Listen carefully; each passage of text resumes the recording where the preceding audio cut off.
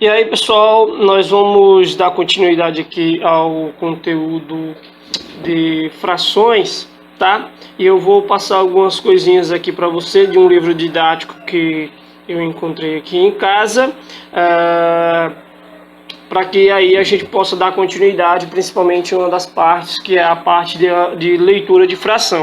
Mas para primeiro vocês poderem compreender melhor o que é a leitura de fração, eu resolvi trazer aqui para vocês algumas informações bem importantes com relação ao denominador e o numerador.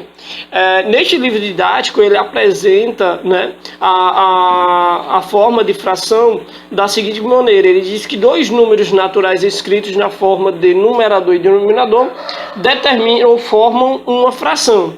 E eles explicam basicamente o que são o numerador e o denominador. Ele diz que o denominador, que não pode ser zero, ou seja, o denominador é um número de baixo, ele não pode ser em nenhum momento ser zero. Ele indica em quantas partes o todo está dividido, como eu já tinha explicado anteriormente para vocês.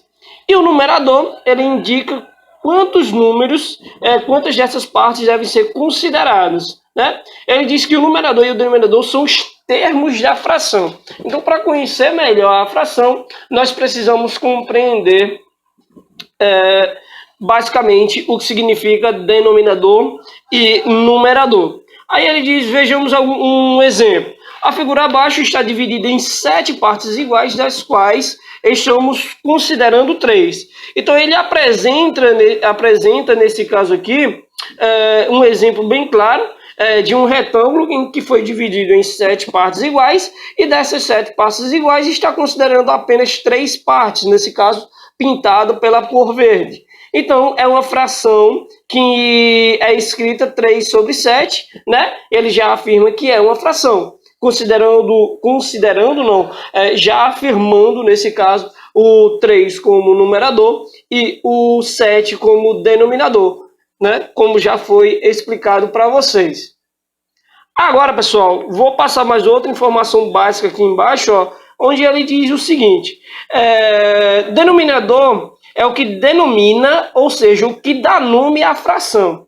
Então, eu resolvi passar essa parte aqui para vocês também, porque ela é importante para que vocês possam compreender como fazer a leitura de uma fração. Então, toda vez que se referir à leitura de uma fração ou saber ler uma fração, nós temos que considerar principalmente a parte do denominador, tá, pessoal? A parte,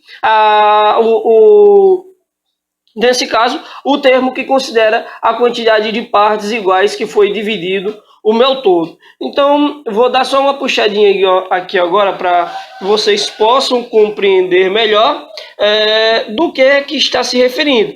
Então, ele apresenta nesse caso aqui, ó, as frações com denominadores menores que 10 e as com denominadores iguais a 10, a 100, a 1000, a 10.000 e por aí vai. Caso vocês percebam, está seguindo uma sequência apenas com potências de 10. Nesse caso aí, ó, 10, 100, 1000, 10.000, 100.000, 1 milhão, 10 milhões e por aí vai, tá? Então, essas frações que têm os denominadores menores do que 10 e as que são potências de 10, elas têm nomes especiais, tá? Então, vou mostrar para vocês aqui, ó, as frações que têm denominadores de 2, 3, 4, 5, 6, 7, 8 e 9, elas são lidas de uma forma específica, né? E eu vou mostrar para vocês aqui, ó. Então, toda vez quando eu tenho uma fração cujo denominador é 2, ele é lido como meio, né? Mas não é só o meio. Por exemplo, se eu tenho uma fração de 3 sobre 2, é lida como 3 meio, ok? Ela é lida como 3 meio. O 3 em cima na parte do numerador, o 2 na parte do denominador, ok? Por exemplo, a fração, o denominador sendo igual a 3, né? Uma fração com o denominador sendo igual a 3. Ela é lida como terço, né? Então, se você tiver uma fração aí, por exemplo, 5 sobre 3, né? Você tem 5 terços, tá? 5 terços, né? Nesse caso aí, a fração com denominadores, o denominador igual a 4, né? Ou uma fração com 1 sobre 4, 1 quarto. A fração com 5, né? Com denominador igual a 5. Por exemplo, 2 sobre 5, 2 quintos. Então, o número de cima, você sempre lê ele normal, tá?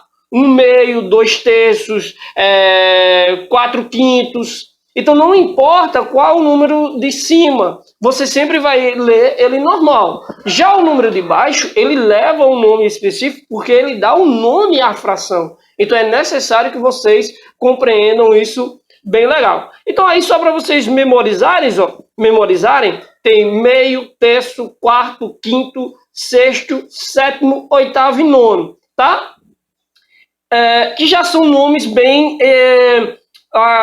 acredito que vocês já devem ter trabalhado bastante, conhecido bastante, ou até mesmo utilizado bastante no dia a dia de vocês essas palavras, né? Então fica mais fácil para vocês compreenderem. Uma fração, por exemplo, 2 sobre 9, né? Você lê 2 nono, tá?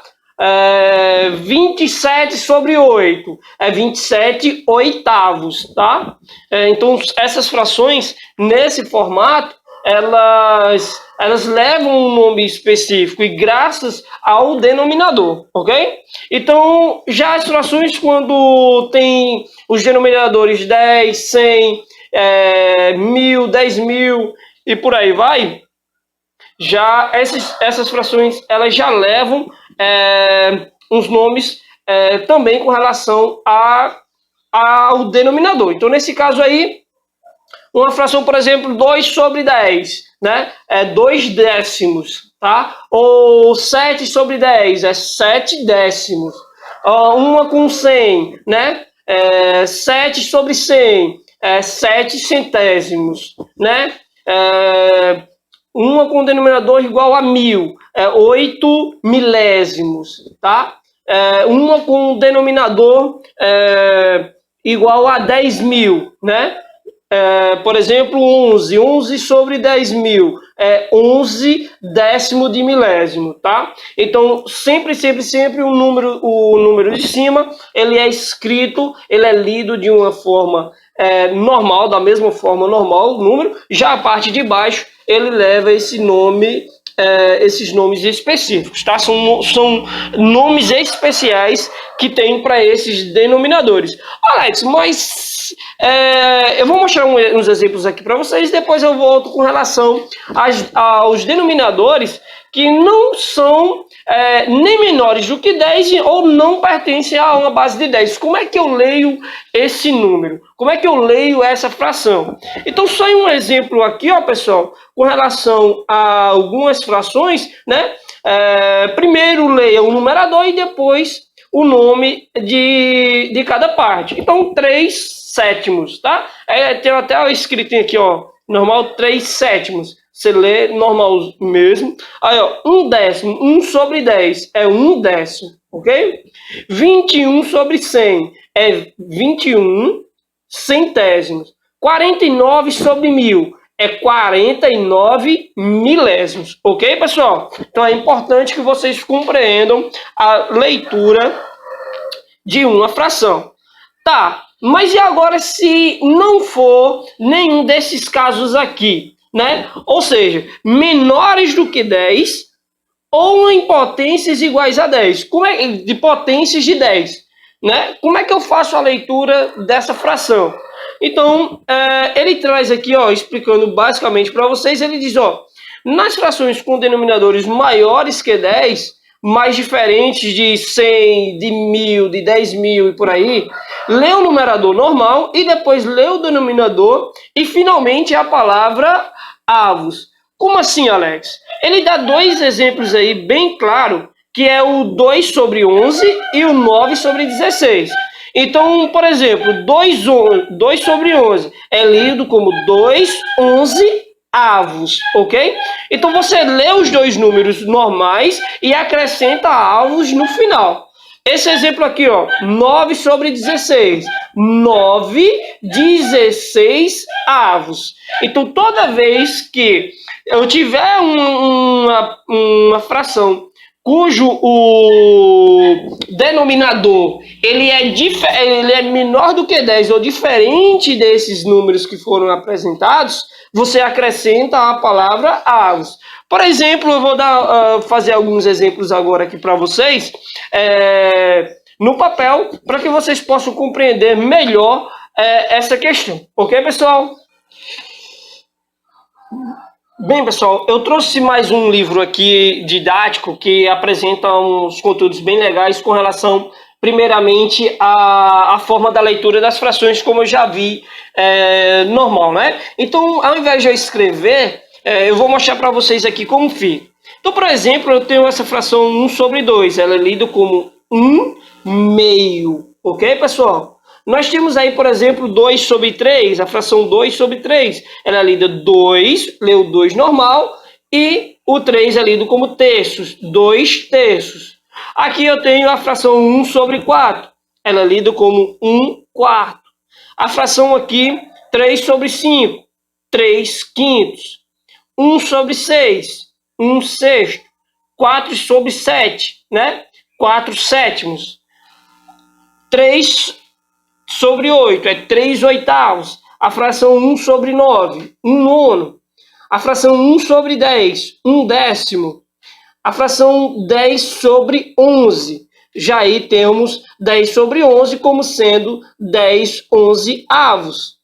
Nós temos a fração, por exemplo, como 1 sobre 10, ou 1 sobre 100, 1 centésimo. E a fração 1 sobre 1000, 1 milésimo.